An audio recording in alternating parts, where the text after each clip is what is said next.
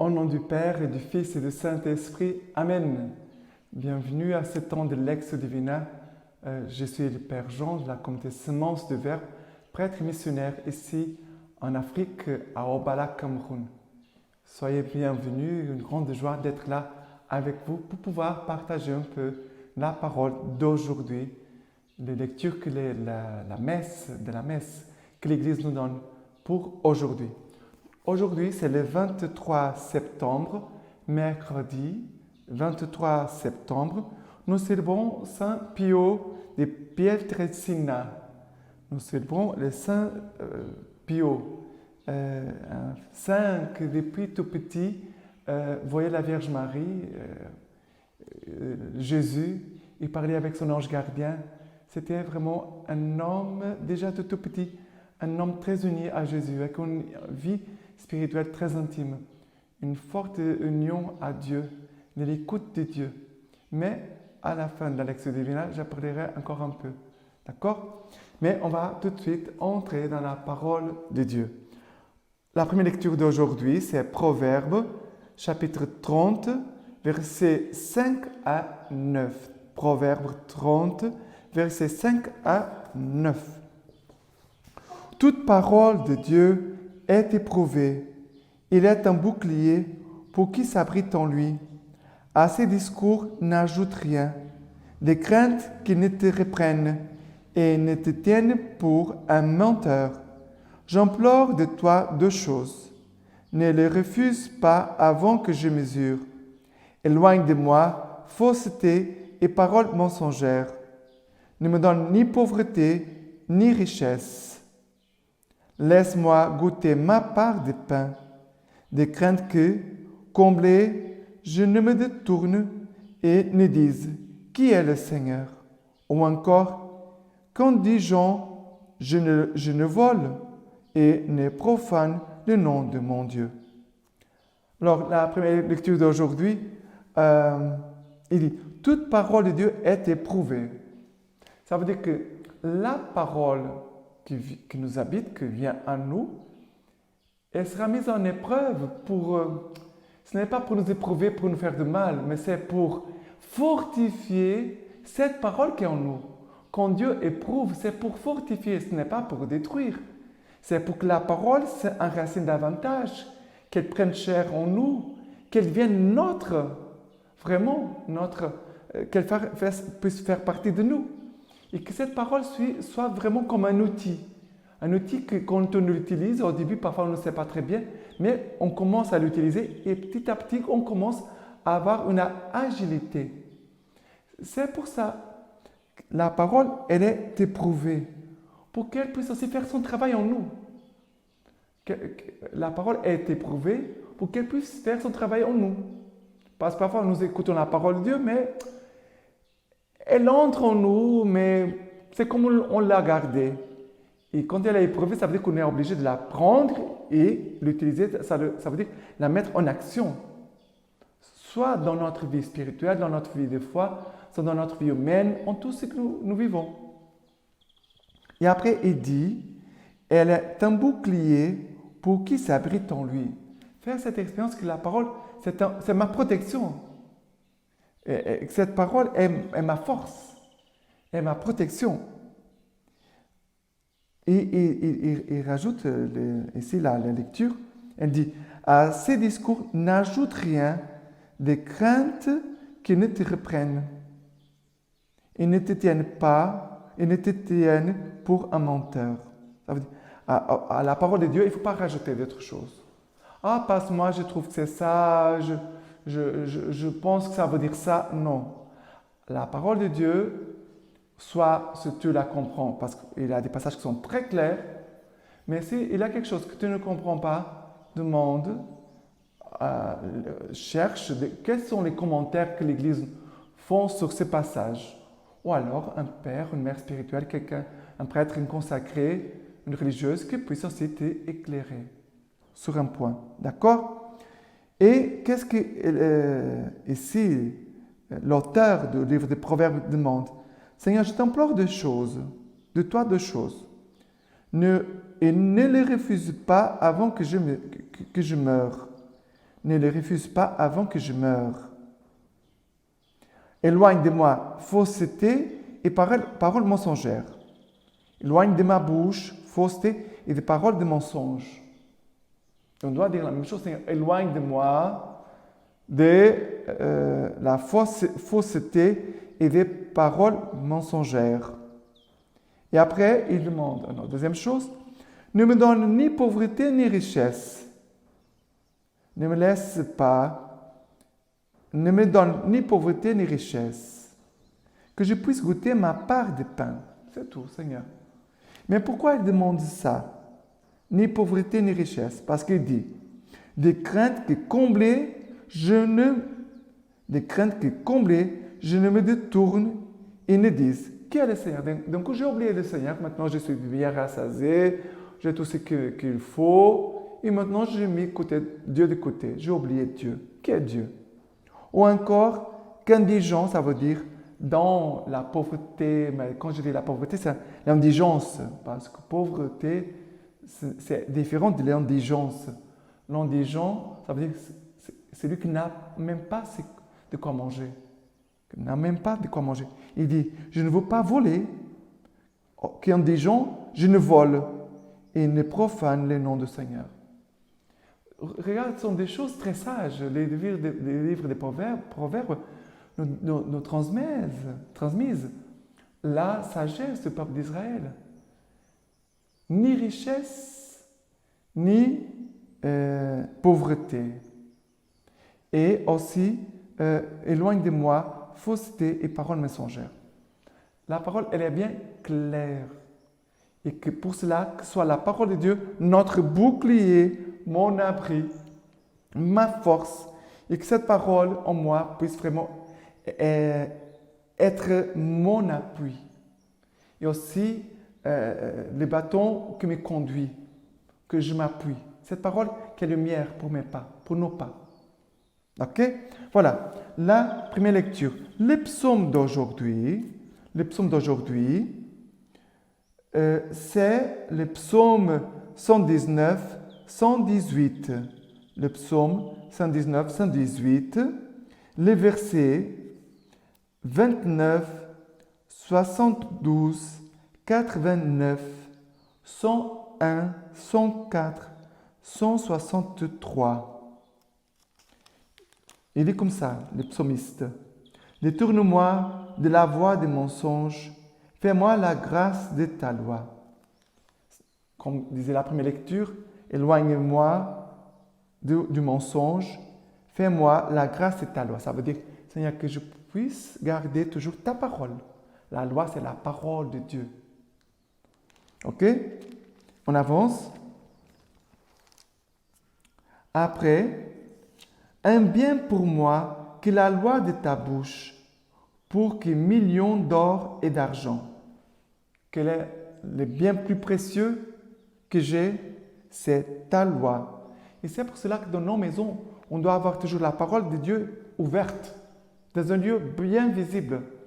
Pour que ceux qui entrent voient la parole de Dieu, ils se rappellent de Dieu, sa parole et de la prière, la vie spirituelle.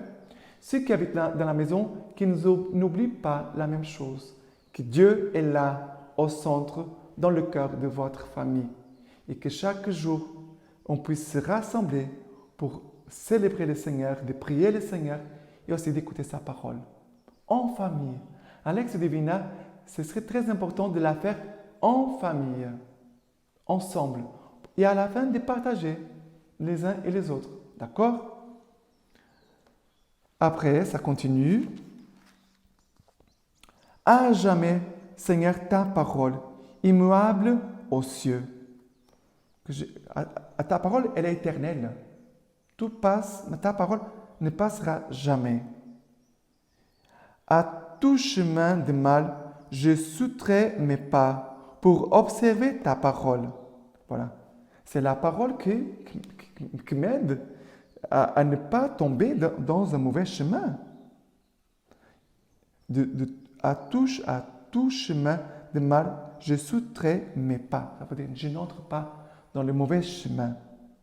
Pour observer ta parole, pour garder ta parole. Par tes préceptes, j'ai l'intelligence et j'y ai tout chemin de mensonge. La parole de Dieu est vérité. Et l'homme sans la vérité, sans Dieu et sa parole, il tombe dans le mensonge. Ça, on peut dire, c'est comme une conséquence. Même l'homme droit, dans notre monde aujourd'hui, nous avons vraiment besoin d'avoir la lumière de la parole de Dieu. Sinon, on tombe dans un chemin de mensonge. Il dirait même de corruption, des choses graves, de mensonges, de malhonnêteté, de dire du mal, beaucoup de choses. Mais par tes préceptes, j'ai l'intelligence. Par ta parole, qui est lumière, ta parole vient me donner aussi l'intelligence. Pardon. La parole de Dieu vient nous donner l'intelligence. Ok? Et après, le verset 163. Le mensonge, je le hais, je l'exècre. Ta loi, je l'aime. Les mensonges, je les hais. Je l'exècre. Ta loi, je l'aime. De demander cette grâce de l'Esprit Saint. L'Esprit Saint, donne-moi la grâce d'aimer la parole de Dieu et de toujours me rappeler de la parole. Et Esprit Saint aussi, ouvre mon intelligence pour que la parole de Dieu puisse m'éclaircir, mettre sa lumière en moi. Parce que Saint Paul, le grand Saint Paul disait, je ne fais pas le bien que je voudrais et je fais le mal que je ne voulais pas faire. C'est lui, un grand saint, dit cela, nous, des pauvres pécheurs. Qu'est-ce qu'on va dire de nous-mêmes? Voilà, très importante pour nous. Très importante. Et l'évangile d'aujourd'hui, l'évangile, c'est Luc chapitre 9, versets 1 à 6. Verset 1, 6. Luc chapitre 9. Ayant convoqué les 12, il leur donna puissance et pouvoir sur tous les démons et sur les maladies pour les guérir. Et il les envoya proclamer le royaume de Dieu et faire des guérisons. Il leur dit, ne prenez rien pour la route, ni bâton, ni besace, ni pain, ni argent. N'ayez pas non plus chacun deux tuniques. En quelque maison que vous entriez, demeurez-y et partez de là. Quant à ceux qui ne vous accueilleront pas, sortez de cette ville et secouez la poussière de vos pieds en témoignage contre eux. Étant partis, ils passaient de village en village, annonçant la bonne nouvelle et faisant partout des guérisons. Cet évangile que nous venons d'écouter dit que Jésus a convoqué les 12 et leur donna puissance et pouvoir sur tous les démons et sur toutes les maladies pour les guérir. Mais les 12 ont été envoyés par Jésus, par Dieu lui-même. Ils n'ont pas pris l'initiative en disant « Bon, aujourd'hui on n'a rien à faire, on va, se promener, faire des miracles, des guérisons, d'expulser des démons. » Non. Ils partent, mais Jésus leur donne puissance et pouvoir sur les démons et sur toutes les maladies. Ça veut dire qu'ils ont reçu de Jésus-Christ lui-même directement. Nous, il faut le recevoir de l'Église. Pour nous, c'est comme ça. On reçoit, Jésus les envoie en mission. On peut dire comme ça. Jésus a envoyé les 12 en mission et en les envoyant, Jésus donne aussi des grâces pour la mission. Ça veut dire quand l'Église, une communauté, une paroisse nous envoie en mission, l'évêque nous envoie en mission, le curé, il va toujours prier pour nous envoyer. Et par cette prière, Dieu nous accorde déjà les grâces pour développer la mission, pour accomplir la mission. C'est très important.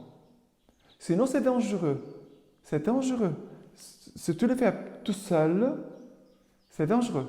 Il faut le faire soit en unité avec l'évêque, soit en unité avec ton curé, soit par rapport au responsable d'une communauté religieuse. D'accord? Mais pas tout seul. Sinon, tu peux avoir des mauvaises surprises. Et Jésus les envoie aussi pour proclamer que le royaume de Dieu est proche. Ils sont envoyés non pas seulement pour chasser les démons, pour faire des guérisons, mais pour proclamer le royaume de Dieu.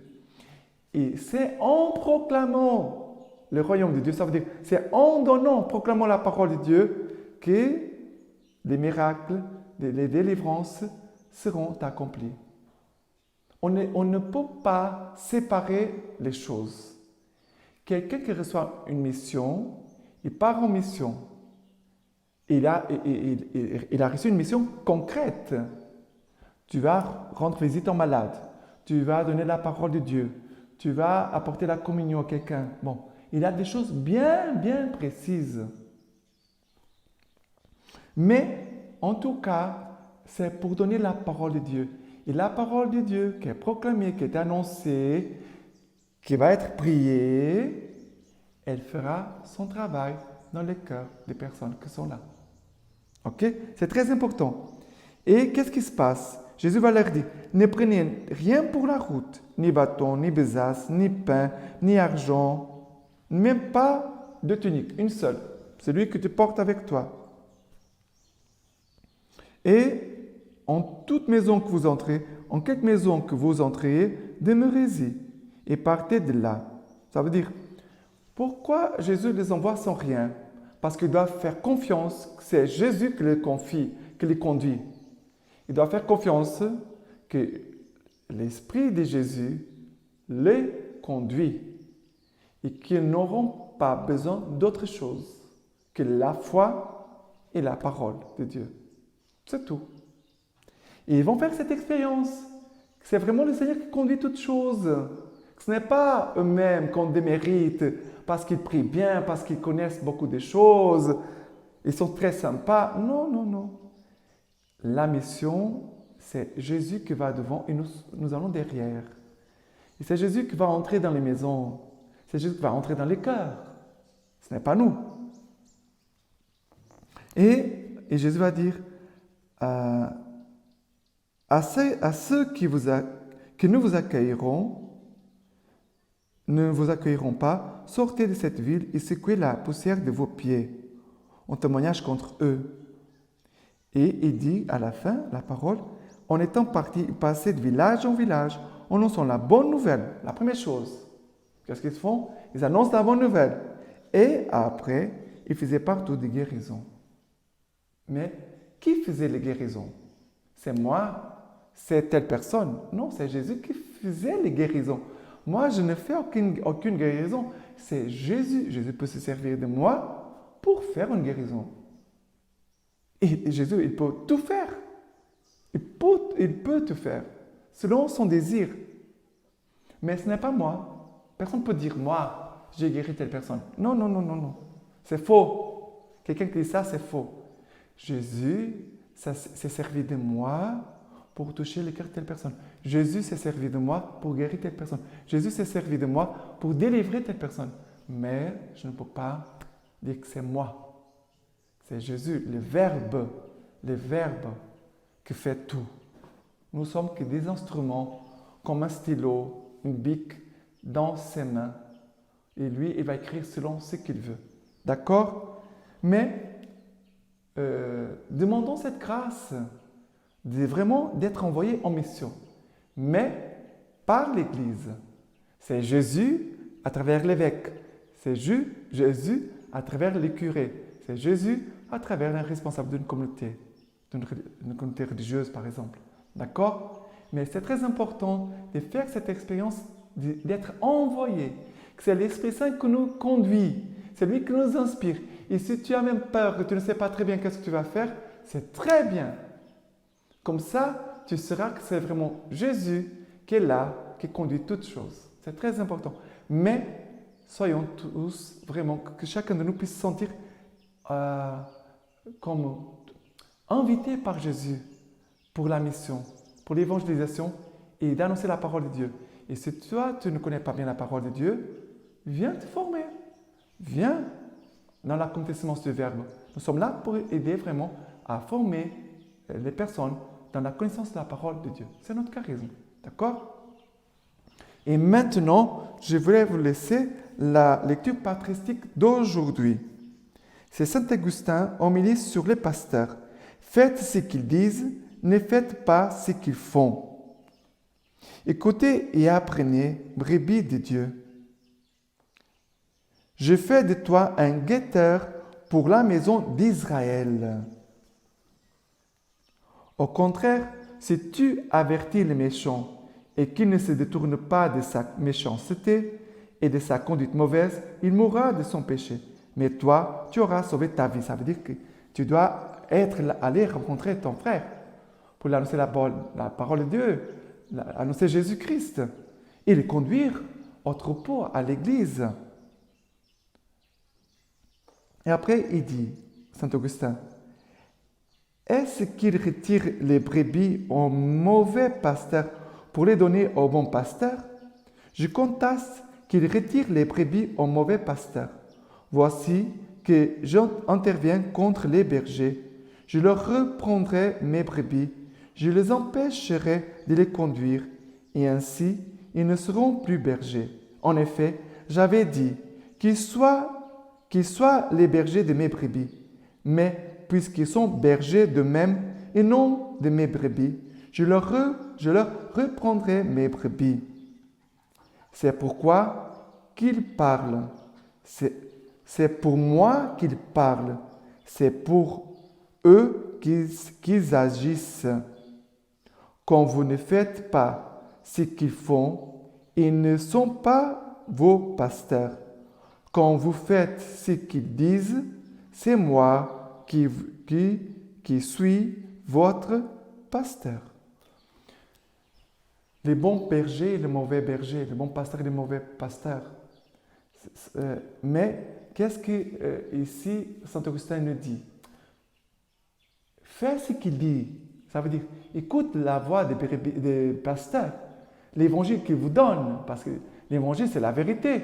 Et s'ils vont te donner la parole de l'évangile, écoute-le et fais ce qu'ils vous demandent, mais n'imitez pas ce qu'ils font. Malheureusement, parfois il y a des pasteurs qui ne sont pas en accord avec le cœur de Jésus, bon pasteur, bon berger. Mais prions beaucoup pour nos pasteurs, pour nos prêtres, les religieux, les consacrés, pour que nous soyons vraiment des pasteurs selon le cœur de Jésus. Ayez miséricorde, compassion de nous, pauvres pécheurs, et priez pour nous, que nous aussi, notre vie, c'est de prier, de nous sacrifier pour les brebis, pour qu'elles puissent suivre toujours Jésus. Et maintenant, je vous laisse la bénédiction du Seigneur pour chacun de vous et vos familles. Que le Dieu Tout-Puissant vous bénisse et vous garde dans l'unité de l'Église et de la foi, lui qui est Père, Fils et Saint-Esprit. Amen.